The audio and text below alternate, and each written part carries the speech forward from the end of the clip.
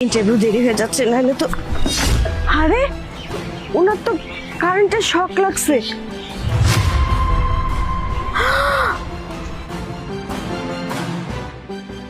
ও মাই god, 2 bundle টাকা, আবার স্বর্ণের চেন।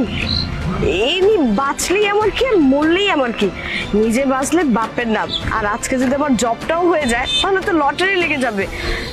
এইসব ফালতু লোক দিয়ে আমি কি করবো? তা যত সব।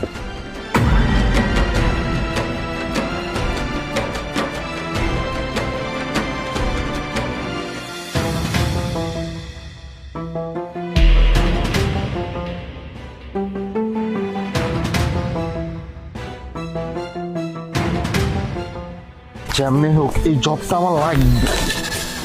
কি ব্যাপার, ভাড়াটার আবার কি হয়েছে? মনে তো হয় কারেন্ট শক খাইছে, কি করি?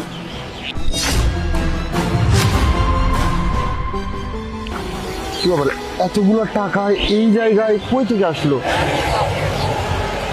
আচ্ছা, বুঝতে পারছি, মানে এই টাকা স্বর্ণের চেনে ভাইয়াটার হাতে ছিল, কারেন্ট শক খাওয়ার পরে হাত থেকে পড়ে গেছে।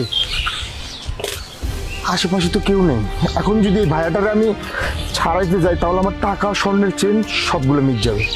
দরকার নেই, পরেরটা পরে দেখা যাবে। জবটা আমার খুব ইম্পর্টেন্ট।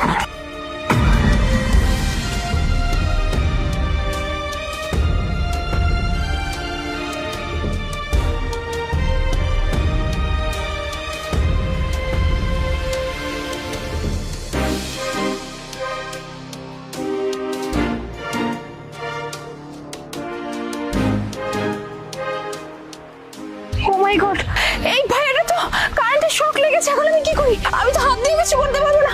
কি করি?